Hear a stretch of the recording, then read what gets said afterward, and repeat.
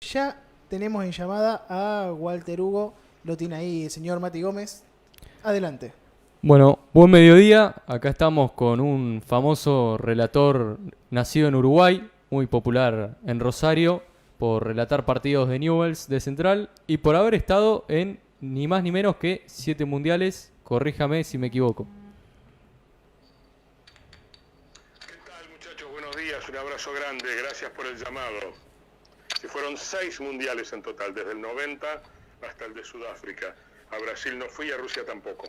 Bueno, perfecto. Igualmente me parece que 6 mundiales no es poco, ¿no? Sí, bueno, uno me hubiera alcanzado, digamos. Hay periodistas que se jubilan y no pueden ir a un mundial, ¿no? No tienen la suerte, la bendición de estar en una Copa del Mundo. Yo estuve en 6, relaté las 3 primeras.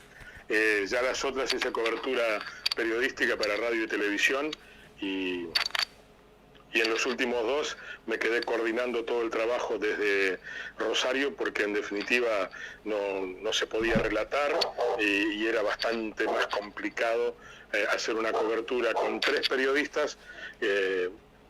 Pensemos en Brasil y en Rusia, que son 2 países muy grandes, con grandes distancias y donde todo era en avión.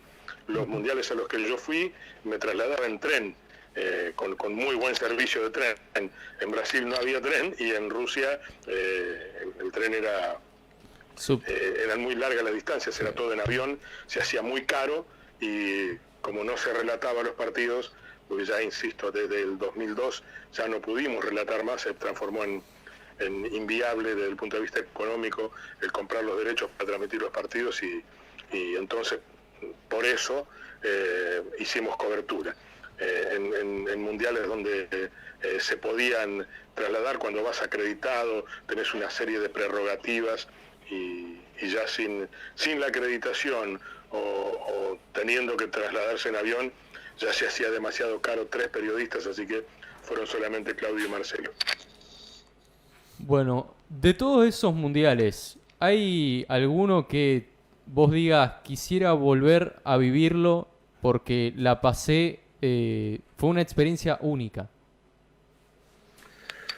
Bueno, si vos me decís, me das la chance de que los pueda volver a vivir, volvería a todos, porque estar en un mundial es fantástico. Sin lugar a dudas, el primer mundial, el de Italia 90, fue el que tenía más novedad. Ya para los otros yo ya sabía lo que me iba a encontrar, digamos. El primero tuvo eso que era todo nuevo, yo venía de un país chiquito como Uruguay, de estar simplemente relatando en países de Sudamérica y de pronto me encontré en el Centro Internacional de Prensa donde estaban radios, televisoras y diarios de todo el mundo. Es una experiencia muy fuerte esa, encontrarte con colegas de todo el mundo. Y además, otro plus que en Italia 90 no lo disfruté tanto, en Estados Unidos sí, en el Mundial del 94, por una cuestión de, no sé si económica, en el Italia 90 no sucedió, en Estados Unidos 94 sí, que la gran mayoría de las cadenas de televisión del mundo empezaron a contratar a ex figuras, a futbolistas retirados o a grandes entrenadores. Entonces, vos te encontrabas en el Centro Internacional de Prensa con Riveliño, con Sócrates, con Beckenbauer, con Menotti, Valdano, en fin, del mundo entero, ¿no? Teófilo Cubillas, el peruano, el pibe Valderrama, Hugo Sánchez, el mexicano, que estaban contratados por grandes cadenas de televisión de sus países y estaban en el Centro Internacional de Prensa haciendo de periodistas, entre comillas, y consumían, iban a la plaza de comidas y yo en el Mundial del 94 almorcé un montón de veces rodeado de esos tipos, en la misma mesa, charlando con ellos. O sea que yo manejo muy bien el idioma portugués y manejo de manera bastante aceptable el inglés.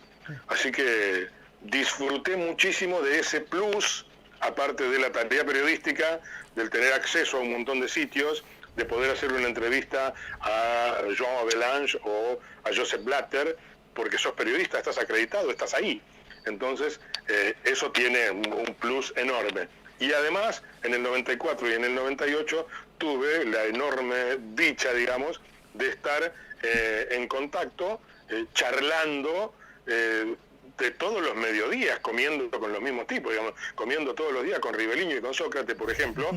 Ellos tenían la misma distribución horaria que yo en mi trabajo, entonces descansábamos, digamos, a la misma hora, nos tomábamos libre para comer el mismo tiempo y coincidíamos.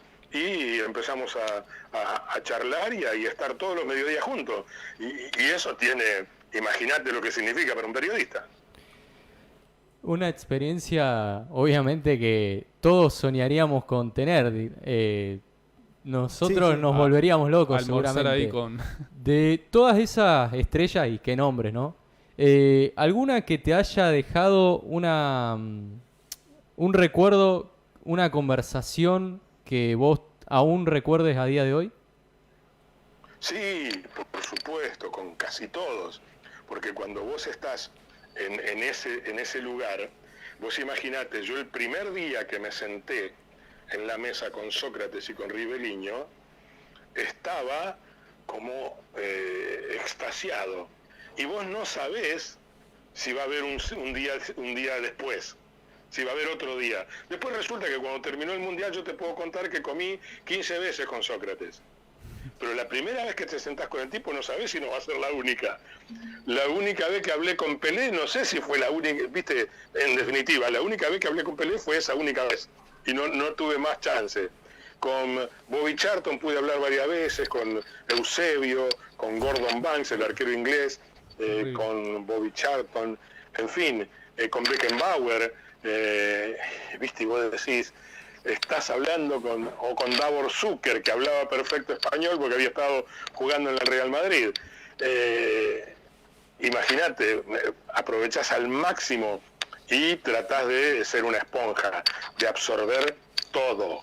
Y yo me acuerdo, tengo mil historias para contarte de charlas, de cosas que me contaron, que me contaron de Pelé, que me contaron, porque yo con Pelé tuve una charla breve, más bien periodística. Ya cuando vos te sentás a comer todos los mediodías con los tipos, ya es como que es medio como que sos un amigote. Empezás a charlar de otras cosas. No sos un periodista comiendo con un exjugador, sino que ya empezás a hablar de otros temas y a comentarte cosas. Y por ahí me preguntaron por qué hablaba también el portugués. Entonces yo les conté que yo había nacido en la frontera con Brasil, que mi segunda lengua materna, digamos, es el portugués, es como si fuera mi lengua natural. Yo lo hablo de chiquito, yo no tuve necesidad de estudiar. Aprendí a hablarlo en mi casa, al portugués. Y empezás a hablar de otras cosas, y a comentar y a charlar de otras cuestiones. Ya no solamente, te insisto, con Pelé no pude. Con Pelé estuve 20 minutos en toda mi vida. Y esos 20 minutos traté de aprovecharlo preguntándole cosas, aparte con un grabador de por medio, para hacerle una entrevista para la radio. Entonces me perdí de preguntarle otro montón de cosas, que si hubiera estado todos los mediodías comiendo con el negro hubiera sido distinto. Y eso se disfruta horrores. Bueno, ahí escuchamos un poco las experiencias en los mundiales. Te paso acá con Agustín, conductor del programa. Así que él... Hola, ¿qué tal, Walter? Un gusto, soy Agustín Coselli. Muchas gracias por el tiempo. Ahí, bueno. Muchas gracias por la llamada. Bueno, yo más que nada quería saber, obviamente, tuviste una experiencia, la verdad que excelente, los mundiales que cualquiera quisiera vivir. Y realmente, obviamente todo viene, como que todo arrancó con un sueño, con querer, ¿cuándo decidiste? Yo quiero ser relator, me gustaría dedicarme a esto, o tal vez hacerlo como hobby en un momento, pero que finalmente se te dio y lo podiste vivir de eso. Mira, yo empecé jugando. Yo no sabía que esto era una profesión.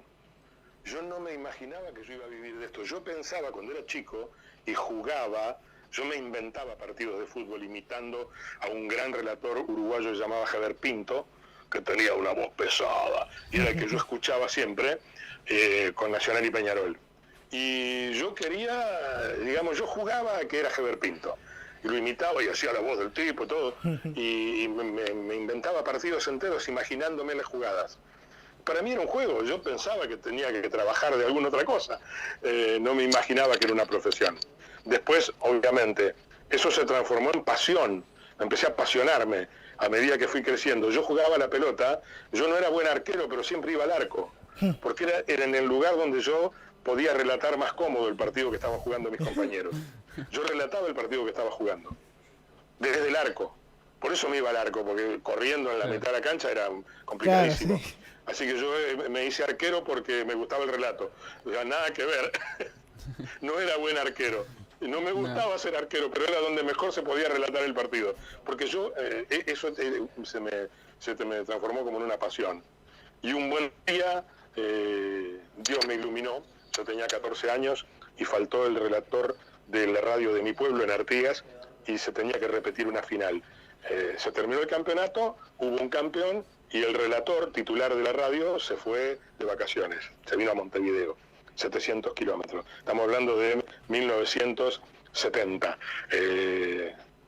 No había otra forma de comunicarse que no fuera el teléfono a través de la operadora. Se va el tipo de vacaciones, el relator hasta Montevideo, con su familia. No había relator suplente, en esa época no existía esa figura. Y el tema es que ya se había terminado el campeonato, pero el equipo que pierde la final hace un reclamo en la liga, digamos, en los escritorios, y le dieron la razón, y se tuvo que jugar a la semana siguiente, se tuvo que repetir la final. Imagínate el escenario. Se repetía una final que ya había tenido un ganador, y ese ganador se anuló, digamos. Esa final se anula, se tiene que jugar de nuevo, y no había relator. Y yo me pasaba jugando, yo ya estaba yendo a la radio todos los días a jorobar, a molestar, a hacer cosas, a hacer mandados, a meterme, a preguntar, a ver una ladilla. Y uno de los locutores le dice al dueño de la radio, el tipo no sabía qué hacer. Dice, se va a jugar la final de nuevo y el relator está, no le puedo decir que se venga. Para relatar el partido y volverse, o sea, era inviable. Y este locutor le dice, el pibe, Walter Hugo, yo tenía 14 años, relata. Y dice el dueño de la radio, pero tiene 14 años. Sí, pero lo hace muy bien. Pero claro, yo lo hacía jugando. Yo nunca había relatado un partido de verdad. Y el tipo tampoco me lo dice, me dice, vení, vamos al estadio. El domingo, me dice, venite que vamos a ir al estadio el domingo. Y yo me ilusioné pensando que me iban a grabar, que le habían comentado, que yo relataba, pues yo relataba en la radio, armaba jugadas con los compañeros, o sea, era el payaso de la emisora. Y pensé que me iban a llevar para grabarme, viste, una parte más, inventado, capaz. Nueva forma de jugar. Sí. Y cuando llego veo el estadio lleno, se repetía la final, el estadio de mi ciudad es como el Olaeta más o menos. 5 o 6 mil personas hasta la mano. Y me gustó porque digo, bueno, me van a grabar con ambiente, con mucho público. Y cuando llegamos estaba el comentarista titular, que era un tipo al que yo veneraba, el comentarista de la radio de mi pueblo, el tipo que yo escuchaba siempre, el locutor comercial, y el relator no estaba. Claro. Y me dice, y ahí me entero que tengo que relatar el partido. Qué locura. Yo tenía 14 años. Había cambiado la voz, tenía la voz, viste, cuando uno cambia la voz que no tiene matices, que está bien gruesa. Y de pronto por ahí se me escapaba un gallo, pero bueno, le pasa a todos. Pero yo el problema que tenía, que le digo inmediatamente, le digo al dueño de la radio, yo nunca relaté un partido de verdad. Yo invento partidos. Cuando yo invento, la pelota va donde yo quiero. Claro. Acá no tengo que conocer a los tipos, no sé quiénes son. Aparte, viste, en un pueblo, Artigas en ese momento tenía 45.000 personas, era un pueblo grande. Yo los conocía a los tipos por el Cholo, el hijo del panadero, el Tito, había uno que le decían el gordo Petunia, bueno, podés decir eso por la radio. O sea, fue toda una situación que me duró 15, 20 minutos, donde deben haber sido los peores 20 minutos de mi vida frente a un micrófono, y fue la última vez que sufrí, después me empezó a gustar, pero fue muy fulero, porque tuve que empezar a relatar lo que pasaba en la cancha, cosa que yo no había hecho jamás. Tenía una gran gimnasia, no tuve problemas con la respiración, no se me cascó la voz, no me cansé, porque yo venía de relatar todos los días 1 hora y media, o sea que la garganta la tenía muy bien entrenada, los pulmones los tenía muy bien entrenados, respiraba perfectamente, pero no coincidía lo que estaba pasando en la cancha con lo que yo tenía que decir. Es Claro. todo un problema tener que empezar a relatar lo que está sucediendo, a acertarle con los nombres, toda una historia. Y el primer gran problema que tuve, que me puse auriculares por primera vez en mi vida, me escuché y no me gustó. No. Como le pasa a todo el mundo, la primera vez que te escuchás decís, este soy yo, qué horror. Sí, Y entonces a mí me locutor, sigue pasando aún a día de hoy, me así saca que... los auriculares y me dice, dale para adelante, hacé de cuenta que está en la radio, imitalo a Heber y dale, y zafé. No, la verdad que Y esa fue mi excelente. primera vez. O sea que yo no andaba buscando, yo jugaba que relataba fútbol. Yo después, incluso cuando tuve la posibilidad, a los 18 años me vine a Montevideo a estudiar a la Escuela Nacional de Policía, hice el curso de la Dirección Nacional de Bomberos, me recibí como oficial de bomberos, ejercí como tal, y esa era mi profesión. Yo a la radio quería ir y chiviar un rato y hacer un turno de informativista o relatar un partido los fines de semana y nada más que eso. No era una profesión para mí. Era como un juego, un divertimento. Claro, ahí la verdad que una historia excelente, la verdad que sí, como no ni siquiera tuviste tiempo de prepararte el partido, que saber de estudiar los nombres de los jugadores que están en la cancha, Muy y ya difícil. directamente tuviste que mandarte, y la verdad Con que 14 años. con 14 años, con todo el nerviosismo de toda la gente ahí en tu pueblo. Ahora, antes de continuar la entrevista, ahí te voy a pasar con Mati Vega, que tiene una pregunta para vos.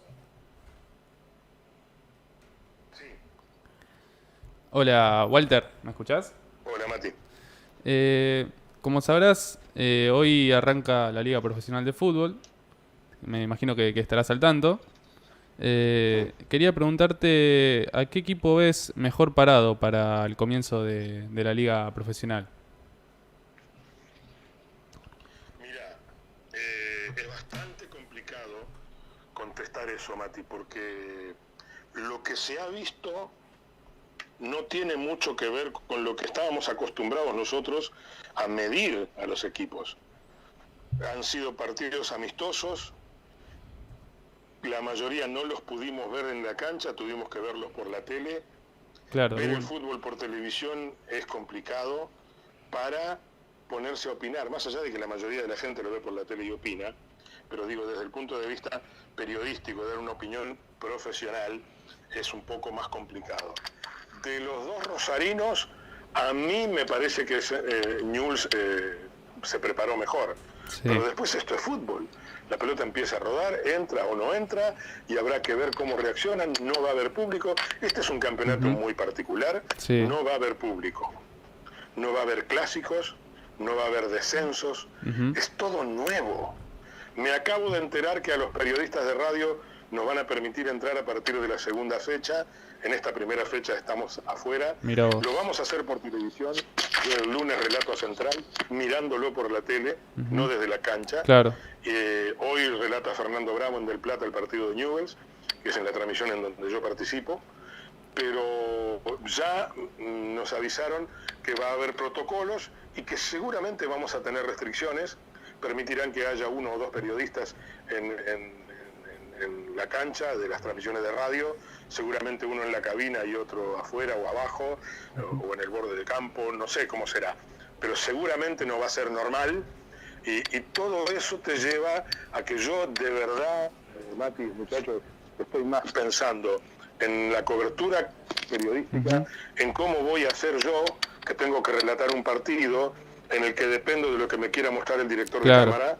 Pongamos que si yo se está relatando el partido, yo estoy relatando el partido y de pronto me viste que se enfoca en el banco de suplente. Sí, o capaz te ¿Y yo qué digo enfocan... mientras tanto? O sea, no estoy acostumbrado a hacerlo.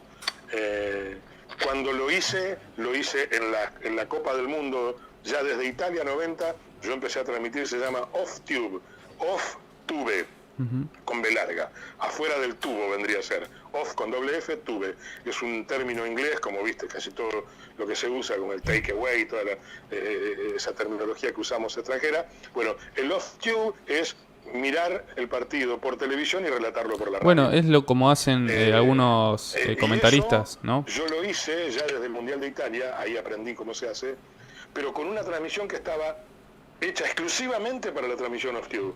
O sea que te mostraban siempre la cancha. Sí. Nunca se distraían con otras tomas. Cuando en la televisión internacional vos en tu casa estabas mirando la ola que estaban haciendo los hinchas en la tribuna, yo en el centro de prensa seguía teniendo la pelota en la tele. Claro. Porque la televisación era específica para el off-tube.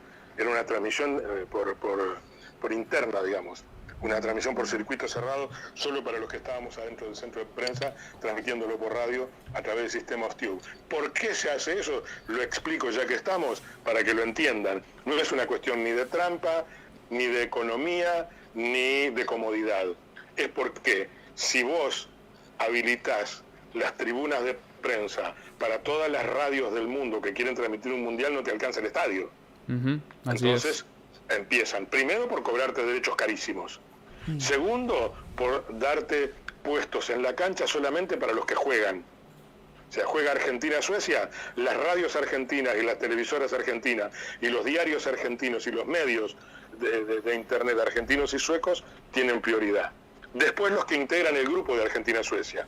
Ponele que te toca con Alemania y con Panamá. Bueno, las radios, los periodistas de Alemania y de Panamá pueden entrar también. Mira. Y después si queda lugar, de un lugar bastante reducido, 60 ponele, lugares para transmitir, si quedan 14 lugares, te dan por orden de llegada, digamos. Si no te quedas afuera. Mira vos. Entonces, aprendimos a transmitir off-tube. Pero transmitir off-tube en un mundial es muy distinto porque la televisación está hecha para el off-tube, para el tipo que está necesitando ese servicio. Acá el que te televisa el partido te muestra lo que quiere él. Y te va mostrando cosas y de pronto te pone una repetición de una jugada y el partido sigue. ¿Me entendés? O sea, no es lo mismo, es bastante más complicado. Es una... la verdad que es feo. No me gusta, pero bueno, no va a haber otra forma de hacerlo. Por lo menos en esta primera fecha hicimos mucha fuerza desde los sindicatos de prensa del país entero para que nos permitan estar, por lo menos, insisto, con protocolo, con personal reducido, con un montón de restricciones, pero que nos permitan estar en la cancha. Y parece ya que para la segunda fecha lo vamos a estar. Bueno, la verdad sí, muy difícil todo el tema de la pandemia, este torneo que va a ser, como vos decís, especial. Quería hacerte una última pregunta con respecto al tema de cómo se prepara, ¿no? un relator, cómo hace, ¿no? Antes del partido, Si tiene que estudiar. si tiene que estudiarse, obviamente, a los jugadores, porque como a vos te pasó justamente a los 14 años que se te hizo muy difícil. Pues no conocías quizás los jugadores, ¿cómo se prepara un relator? Mira, hay toda una técnica que tiene que ver con un trabajo que se hace desde que uno empieza con esto. Yo esto lo hago desde que empecé, digamos. Yo hago ejercicio de respiración, ejercicio de calentamiento de cuerdas, hago una serie de cosas que las hago todos los días. Es como mantenerte entrenado. Y después trato de mirar mucho fútbol, porque ¿qué pasa? Si vos te fijas en la página de internet del club, a los jugadores de Talleres, Sí. que les toca hoy relatar a Fernando Bravo, Talleres Newell's, vos vas a tener la foto del tipo, en un plano americano, digamos, el busto. Sí. Y vos después, cuando vas a la cancha, o peor, ahora por televisión, lo ves chiquitito, vestido de jugador de fútbol. Entonces vos te tenés que fijar en otras cosas, ya no solamente en la cara del tipo, porque la cara casi nunca se la ves cuando estás en la cabina. Claro. Vos tenés que aprender a reconocer al jugador vestido. Yo no me equivoco nunca con los jugadores de Newell's y de Central en la cancha. Sin embargo, vos me los pones a todos juntos, vestidos de civil, en un bar Ajá, y yo conozco a 2 o 3. claro. El resto no sé quiénes son. Y bueno, Porque estoy aparte, acostumbrado a verlo desde un jugador de fútbol. encima en la tele, me imagino que es más difícil reconocer el tema de los números de las camisetas, ¿no? Sí, porque viste que hay algunos diseñadores de camiseta que le ponen Sí. a la camiseta de Estudiantes de La Plata o de Unión de Santa Fe, que es rojo y blanco a bastones verticales, le ponen un número amarillo. La verdad que hacen cualquiera. Tenés que ponerte al lado para verle el número al tipo. No, no. No, es bravo, es bravo. Entonces te tenés que empezar a fijar en el corte de pelo, si tiene muñequera, si usa tobillera, el color de los zapatos. Antes, viste, todos usaban zapatos marrones o negros. Ahora por ahí aparecen algunos con zapatos distintos. Entonces te tendrás que entrar a fijar en esas cosas. Por ahí tenés algunos que dos pelados, por ejemplo, dos que se rapan la cabeza. Claro. Y ahí se te complica. Entonces tenés que entrar a fijarte un poquito más en otras cuestiones. Hay algunos que los ves correr y ya sabes quiénes son. Sí, Pero sí. hay otros que no. A mí me pasa, por ejemplo, yo no tenía problema con Leal porque era negro. No tenía problema con la Fiera Rodríguez porque lo vi de lo potrillito. conocé de siempre, sí. Pero por ahí, Nadalín y Cachabue se me complicaba. Porque los dos son rubios y se mueven más o menos por el mismo lugar. Hasta que no se daban vuelta y le ves el número, capaz que le estaba diciendo Nadalín y era Cachabue, por decirte un ejemplo cualquiera. Pero es toda una técnica. Yo por lo general, a los 10 minutos ya los tengo a todos incorporados. Claro. Y me sé todo. Me sé el nombre del árbitro, de los 2 líneas, del cuarto árbitro. Y capaz que me preguntás hoy quién fue el árbitro del último partido que transmití, tengo que ponerme a hacer memoria, porque ni siquiera me acuerdo cuál fue el último partido que transmití. Porque lo borro enseguida, porque no uso mi memoria para cosas que ya pasaron, digamos. Claro. ¿Para qué me quiero acordar quién fue el árbitro del último partido que transmití? No, sí. Eso lo desecho, digamos, lo mando a la papelera de reciclaje. Bueno, Walter, la verdad un placer. Te paso acá con el conductor, Agustín. Y la Bueno, verdad, mucho gusto. Hermosa experiencia. Bueno, la verdad que muchísimas gracias por el tiempo acá la nota. Ya obviamente quiero hacer una mención antes de despedirnos que vos dijiste que arrancaste obviamente los 7 jugando, que a los 14 te metieron en la cabina directamente, te mandaron a la guerra directamente. Igualmente, vos pensabas que, acá lo tengo a Mati Gómez, que me dijo que vos lo metiste a la cabina cuando tenías 7 años y ahora te está entrevistando en una radio. No sé cuál es tu sensación con eso. Qué lindo, mirá vos, qué bueno eso. Esas cosas, viste, que van pasando, uno no sabe lo que consigue con estas cosas. Vos fijate que Mati no se va a olvidar nunca de mí. No. ¿Te va a contar eso? No, sí, a mí me contó. Y se va a retirar y le va a contar a sus nietos. ¿Sabes que una vez yo cuando tenía 7 años entré en una cabina, un tipo así me llevó? Esas cosas son fantásticas. Y pasa cuando uno tiene una pasión y puede seguirla. Yo, por ejemplo, la pasión más grande que yo tenía de chico, cuando jugaba, que relataba fútbol, yo quería ser baterista de una banda de rock. Y no pude. Claro. No tuve la posibilidad. Y me quedé con las ganas. Toqué batería. Tuve batería y toqué con una banda de amigos. Pero no fui baterista de una banda. Entonces, fíjate lo que te cuenta Mati, que yo lo hice entrar en una cabina cuando tenía 7 años. Qué lindo eso. Qué lindo eso que lo atesore de esa manera. La verdad que es un placer. Y bueno, me encantó charlar con ustedes, chicos. No, igualmente el placer es nuestro y ya sabe que para cuando se quiera algún día pasarse, si está por Rosario, por Funes, pasarse por el estudio, está invitado. Y la verdad que le agradezco muchísimo y bueno, ojalá que toda esta situación salga adelante, que la prensa está siendo bastante afectada por esto de la cuarentena, pero hay que seguir trabajando.